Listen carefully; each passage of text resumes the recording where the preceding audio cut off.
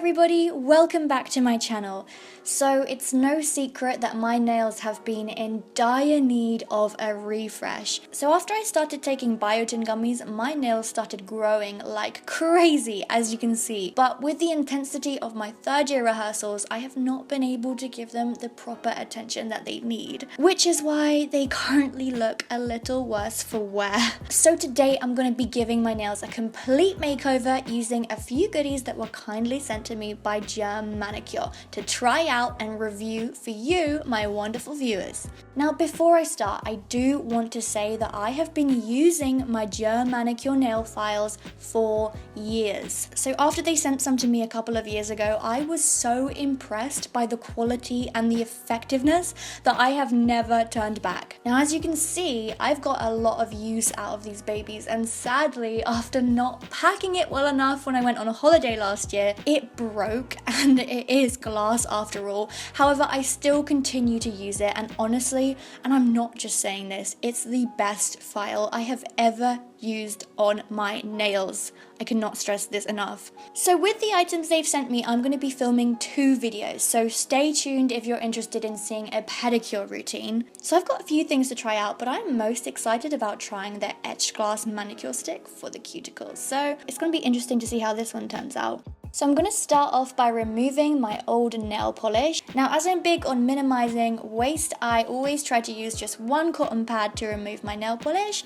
and I'm going to use my good old-fashioned Cutex nail polish remover. This is the nourishing version with vitamins and minerals. On almost every nail video I ever post, I will always get someone commenting about my yellow nails, and this is what nail polish does to your nails, guys. It stains your nails, what can I say? I love nail polish, and this is what it does to your nails, so I can't really help it. Sorry, bye. So yeah, my nails are pretty yellow, but I don't really mind it because I'm almost always wearing nail polish anyway, so you can't usually see it, but you guys get to see my beautiful yellow nails, so you should be thankful, man. And as you can see, I'm just making sure to be really delicate around the areas where I have some breakage or some cracking or peeling. So you can see on my left pinky, I have a little nick in the corner, which is not looking good. And also on my pointer finger, I have exactly the same problem. If I leave these nails as they are, that will eventually get worse and worse. So I've got to do something about it, guys. So here's my nails, all bare. Yes, I know, they're kind of gross. Whatever you want to say, feel free to write it in the comments. I managed to use just one cotton pad. Pretty good, guys. So this is a close-up of what my nails look like. You can see they are real. I do still get comments saying that my nails are not real, but guys, here's a close-up. You can clearly see these are my real nails. They grew from my fingers. I don't know what else to say, guys. You can see. But if you want to tell me that they're fake, feel free. I always clean my nails, give them a good old scrub. I just use a toothbrush, and like I said before, really big on minimalizing waste, so I just reuse, recycle. So I just get some hand soap and I give them a good old scrub. I scrub the cuticles, I scrub underneath, and I spend a little bit of time just cleaning them. Yep. So that's my nails all fresh and clean. And now I'm going to take a look at the damage. So as you can see on my pinky, it is really bad. I can actually lift up this piece of nail. It's sort of like peeled and cracked, and it's just not good. You can see that it doesn't look like it's going to be salvageable. However, I am going to try. This is the time that I would usually go in with my normal GERmanikure nail file, but I'm going to be trying the new one they've sent me, which is their moon nail file. Right off the bat, it has a different color, a different shape to it. Very unusual little nail file, but I'm very excited to try this out, so I am going to be showing you my first impressions of this, and I'm going to give you a few details about the file itself. Okay, so this is my first time using this. Let's give it a try. Ooh, okay. I don't actually know, I think each side is the same. So just like my normal nail file, this is very sharp. I don't know how to say sharp, like it's obviously not sharp, but do you know what I mean? Like it's just very precise. You can also just use it like this, you can see.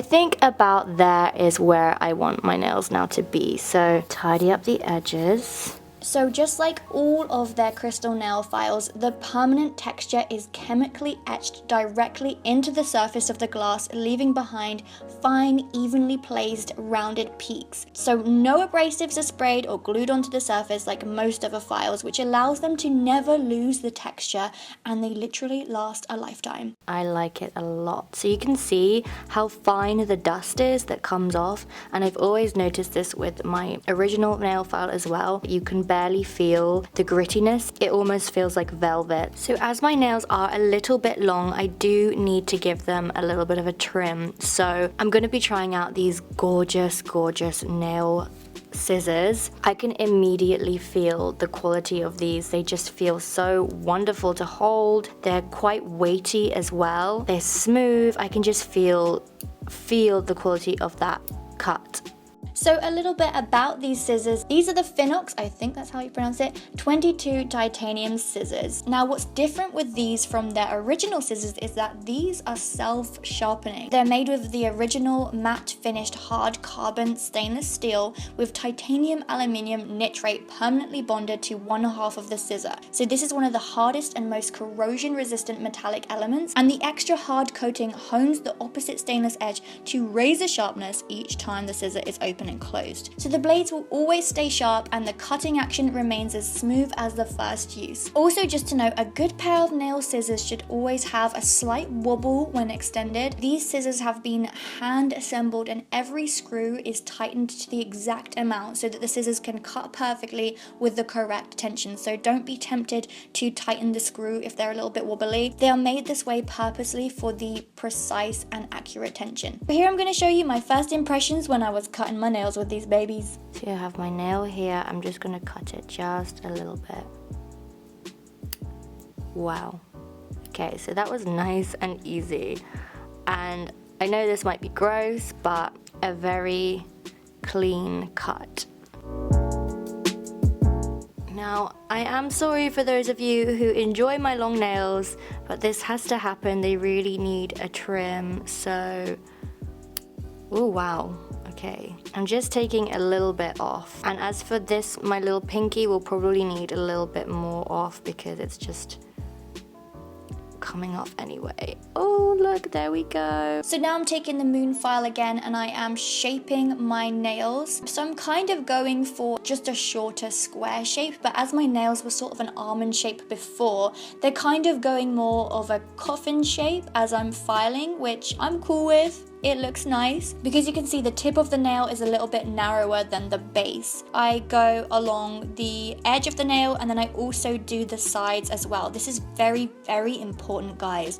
If you want to reduce the cracking and the chipping in the sides of your nails, which is where I usually get the little nicks and cracks, always file the sides. Now with a file this good quality, I don't mind going in both directions. People always used to say, you know, don't file your nails back and forth, it's really bad for your nails. That is true of the cheap nail files, but with a nail file of this quality, you can just go at it and honestly, it's not gonna damage your nails unless you're literally, you know, ripping it apart. But you know, use your common sense.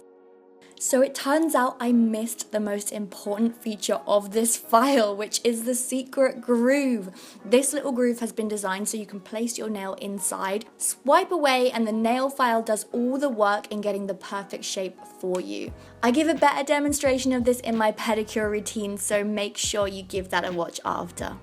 And then with the parts that are like peeling or cracking, I do usually try to buff over it very, very gently. So you can see with my pinky, I'm just sort of going in circular motions, very gently buffing at the top surface to try and get rid of that bit that has peeled so that it won't peel anymore, if you get what I mean. Unfortunately, it was just beyond saving. It had come apart, it had like split itself in two. The nail was so thin that there was no saving it. So I made the decision to cut this really short. It didn't really match the rest of my nails, but sometimes you just gotta do it, guys.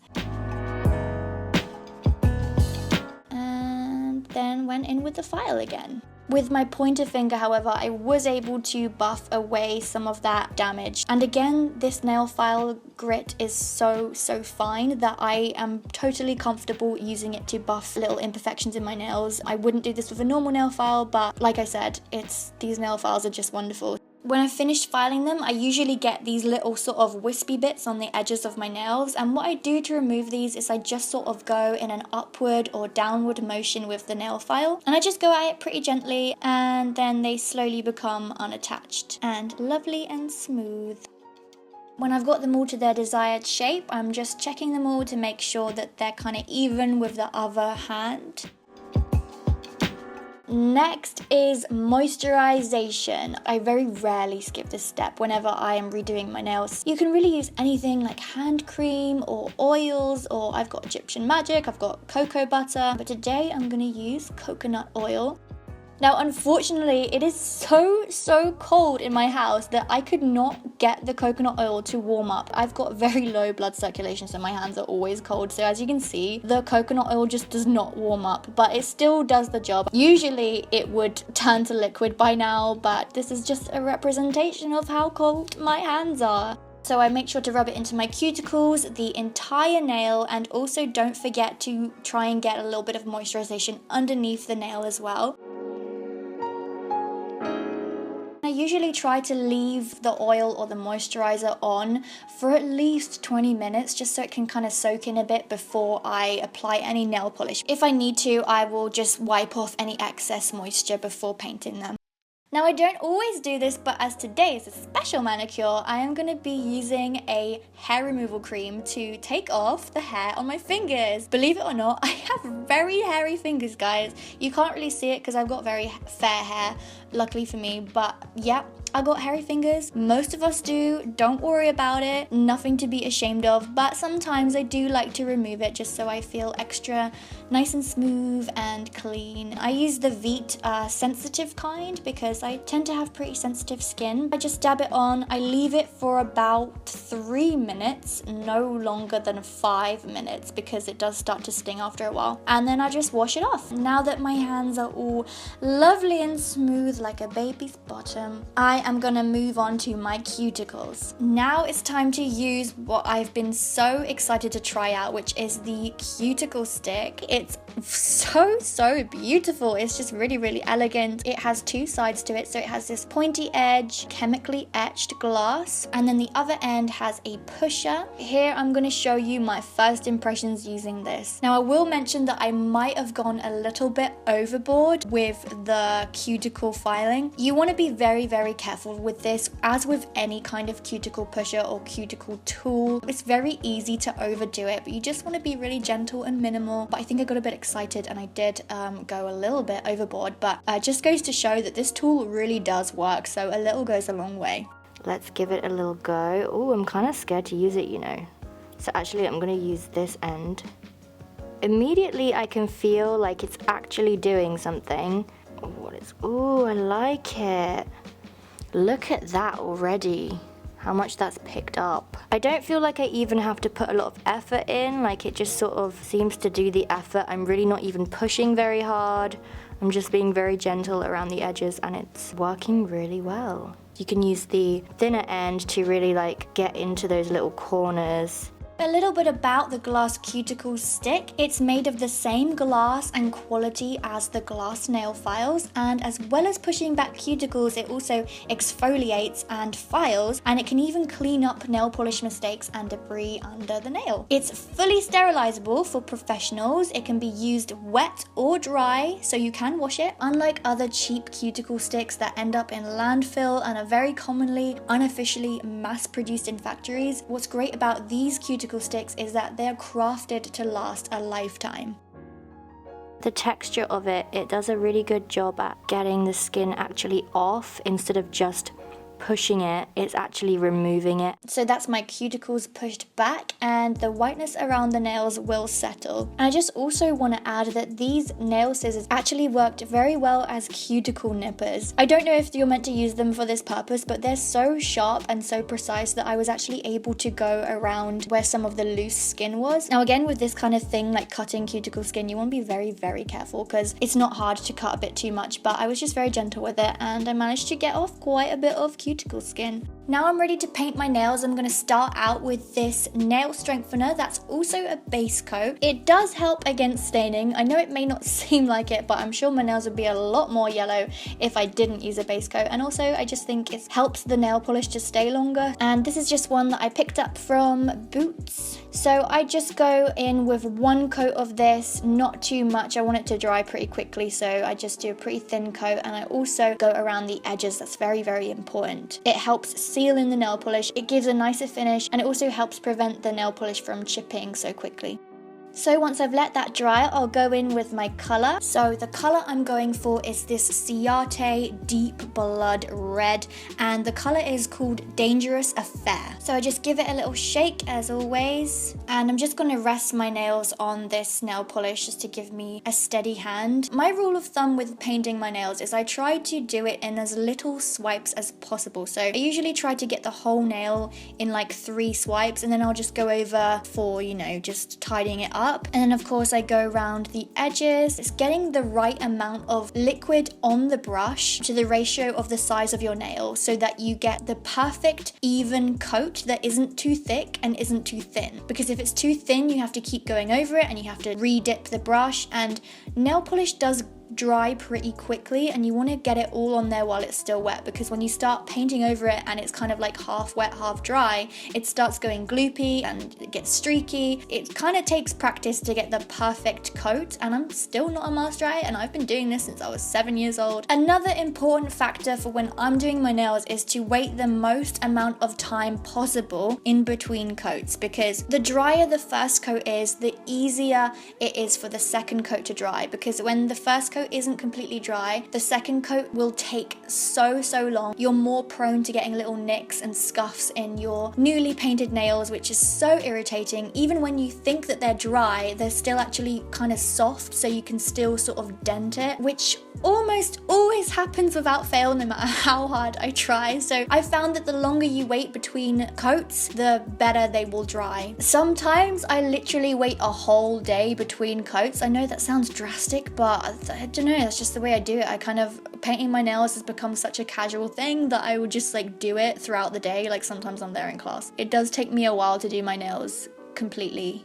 Yeah, and as you can see, I'm not perfect. I do make little mistakes here and there, so I'll just clean that up either with my nails or with like something, but I usually just use my thumbnail and just scrape it away.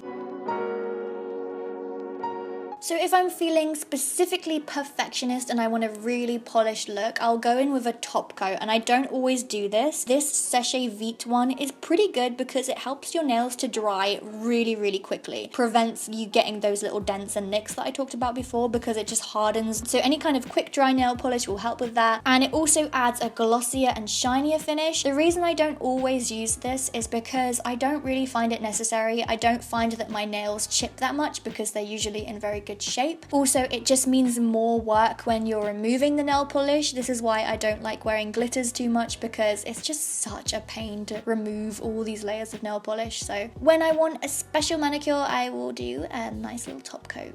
So now my nails are finished, I'm gonna go in and see if this cuticle stick works on removing little mistakes. So it kind of took me a little while to get used to it. I kind of had to like really get in there and scrape it. It did work in removing the nail polish. It just took a little bit of scrubbing. Honestly, I probably wouldn't really bother with this unless I was being really meticulous, but it's nice to know that it works. So that is the GERmanikure tools. And I just want to say, guys, wherever you can, it really is worth going for quality at a slightly higher price if it means the tools will last a lifetime, they're made with care, and by a company who really think about their impact on the earth and make a conscious effort to be as ethical as they possibly can. No child labor is ever used in the manufacturing, packaging, or distribution of GERmanikure products. They use a bare minimum packaging of plain hand-stamped craft envelopes. They choose to avoid cost externalization and be as honest and transparent as possible in their manufacturing and raw material sourcing. And this is why their tools cost a little bit more than other brands.